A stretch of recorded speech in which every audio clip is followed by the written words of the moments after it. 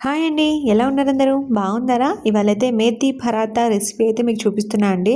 So, ఎంత సాఫ్ట్‌గా ఉంటుందంటే మీరు లంచ్ బాక్స్‌లోకి పెట్టాలి అన్నా, లేదా మార్నింగ్ చేసిన ఆఫ్టర్‌నూన్ వరకైనా, ఈవినింగ్ వరకైనా సరే చాలా మెత్తగా సాఫ్ట్‌గా ఉంటుందనమాట ఈ మేథీ పరాతా.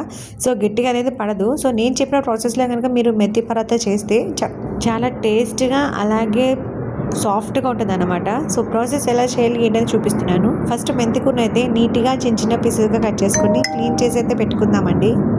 ఒక గిన్నెలోకి సరిపడా గోధుమ పిండి తీసుకొని, అలాగే మనం కట్ చేసి పెట్టుకున్న మెంతికూర తీసుకొని, అందులో ఉప్పు, పసుపు, కారం, ధనియాల పొడి, అలాగే కొంచెం గరం మసాలా వేసుకొని, ఆయిల్ కూడా వేసుకొని చక్కగా ఆ మసాలాస్, స్పైసెస్ మొత్తం మన పిండికి పడేటట్టు కలుపుకోవాలి. చక్కగా ఇలా సరిపడా కలుపుకున్న తర్వాత కొంచెం కొంచెం వాటర్ వేసుకుంటూ, మనం చూసారా ఆట కన్సిస్టెన్సీ మనం చపాతీలకి అయితే ఎలా కలుపుకుంటామో సో అలాగే కలుపుకోవాలన్నమాట. చూసారా ఎంత సాఫ్ట్‌గా ఉందో.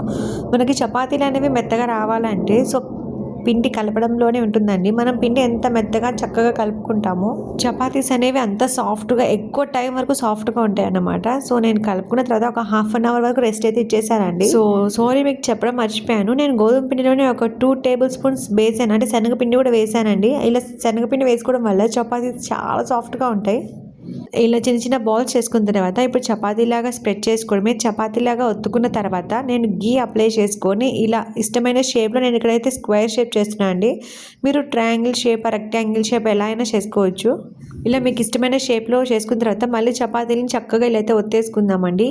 చపాతీలు ఎప్పుడు కూడా మనం హీట్గా ఉన్న వేడి పెనం మీదే వేసుకోవాలి. అంటే పెనం అనేది చాలా వేడిగా ఉండాలన్నమాట. చాలా సాఫ్ట్‌గా చపాతీ రావాలి అంటే మనకి ఈ పెనం ఎక్కువ వేడిగా ఉండడం అనేది కూడా కంపల్సరీ అండి. పెనం ఎక్కువ వేడిగా లేకుండా మనం సిమ్‌లో పెట్టో లేదంటే పెనం కాలకుండానే మనం చపాతీ వేసేస్తే అవి చక్కల్లాగా అయిపోతాయి అన్నమాట. సో చపాతీ అనేది పెనం వేడైన తర్వాత వేసుకొని 2 సైడ్స్ ఇలా కాలిన తర్వాత మళ్ళీ గీ అప్లై చేసుకొని చక్కగా కాల్చుకోండి. చూసారా చూస్తుంటే ఎంత సాఫ్ట్‌గా కనపడుతుందో కదా. లాంగ్ టైం వరకు కూడా ఈ మెథీ పరాతా అనేది చాలా మెత్తగా ఉంటుందండి. సో ట్రస్ట్ మీ, నేను చెప్పిన ప్రాసెస్‌లో శనగపిండి కూడా వేసి చపాతీ పిండి కలుపుకోండి.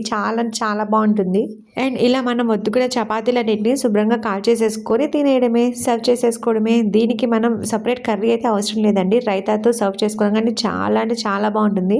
పరాతాస్ ఏవైనా సరే కర్డ్తో అయితే సరిపోతుందండి. సో ఇక్కడ నేను పెరుగు అలాగే పరాతా అయితే సర్వ్ చేసుకున్నాను. ఎలా అనిపించింది ఇంతకీ మీకు రెసిపీ? నచ్చిందా? నచ్చితే ఒక లైక్ ఇవ్వండి. అలాగే నా ఛానల్ ఫస్ట్ టైం చూస్తుంటే సబ్స్క్రైబ్ చేసుకోండి. Thank you for watching. Bye.